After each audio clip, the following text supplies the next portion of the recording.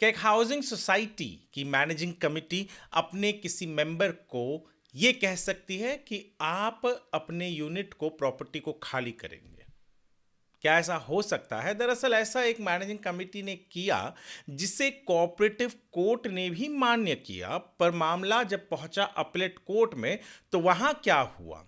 क्या उस व्यक्ति को अपने प्रॉपर्टी को खाली करना पड़ा या नहीं? बताऊंगा मैं आपको सब कुछ इस वीडियो में, तो बने रहिए हमारे साथ वीडियो के अंत तक।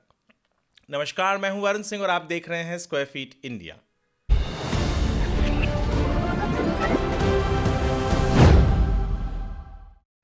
आज हम जिस केस की बात करने वाले हैं वो दरअसल 38 साल से चल रहे ऐसा केस है जिसका नतीजा फाइनली जुलाई के 9 तारीख को महाराष्ट्र कोऑपरेटिव अपीलेट कोर्ट ने दिया। जी हाँ, मामला शुरू हो गया था 1988-89 में। तब से लेकर पहला ऑर्डर 2023 में आया और 2023 के ऑर्डर को जब अपील किया गया तो उसका परिणाम आया 9 जुलाई 2026 को।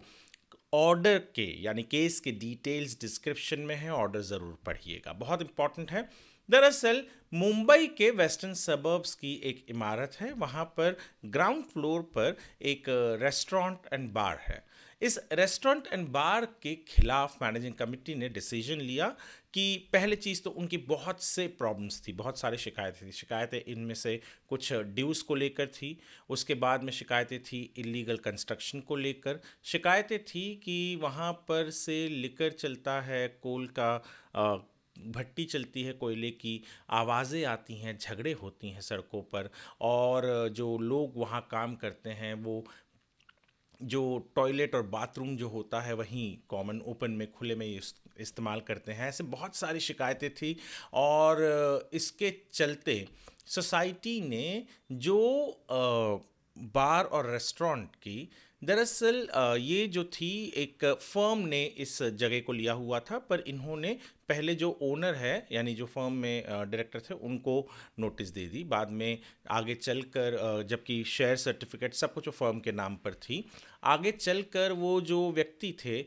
जिनके नाम पर फर्म थी, जिनको ये एक्नॉलेज कर रहे थे, बार बार कह रहे थे कि ये है रिस्पॉन्सिबल, ये है रिस्पॉन्सिबल, उन्होंने उस कंपनी से वो पार्टनरशिप फर्म में कर दिया, वहाँ से निकल गए, वहाँ पे कोई और आ गया, मामला चलता रहा। सोसाइटी ने भी आगे चलकर अपने केस में ये अमेंडमेंट करके कि हाँ फर्म है, चलो उसको उसके खिलाफ हम लड़ रहे हैं, ऐसी बात कही। अब कोऑपरेटिव कोर्ट ने 2023 में ऑर्डर जो दिया वो सोसाइटी के फेवर में दे दिया। अब ये ऑर्डर आने के बाद ये जो फर्म थी वो पहुंच गई, यानी जो चलाती थी इस बार और रेस्टोरेंट को, वो पहुंच गई महाराष्ट्र कोऑपरेटिव अपीलेट कोर्ट में। वहाँ पर जुलाई 9 को जो ऑर्डर आया उसमें बहुत सी इंपॉर्टेंट चीज़ें कही गई। पहला चीज़ तो ये कहा गया कि ये कोई लैंडलॉर्ड और टेनेंट की अनबन नहीं है कि लैंडलॉर्ड किसी को भी उठा के निकाल सके। दूसरी चीज़, मैनेजिंग कमेटी अपने विम्स और फैंसीज के हिसाब से किसी बंदे को या किसी को ये नहीं कह सकता कि वो अपने प्रॉपर्टी को एविक्ट कर दे।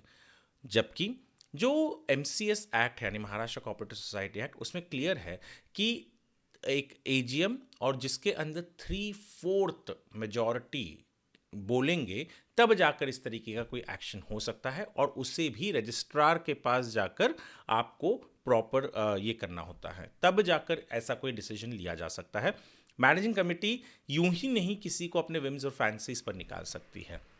यानी मैनेजिंग कमेटी को कल को किसी को लगा कि ये हमें नहीं चाहिए, चलिए इसके खिलाफ कुछ सबूत जमा करते हैं और निकाल देते हैं। यहाँ पर जो ड्यूज़ का मामला था वो ड्यूज़ पेड हो चुका था, उनके सेक्रेटरी ने खुद एक्नॉलेज कर लिया था पहले, तो ड्यूज़ वाली बात थी ही नहीं। तो जो भी बाकी सारी इलीगल कंस्ट्रक्शन के मामलों को लेकर जो था वो ये कोर्ट सुन नहीं सकता था, वो सिविल और BMC का मैटर था। तो कोऑपरेटिव कोर्ट ने यानी जो ट्रायल कोर्ट ने ऑर्डर दिया था उसको पलट दिया।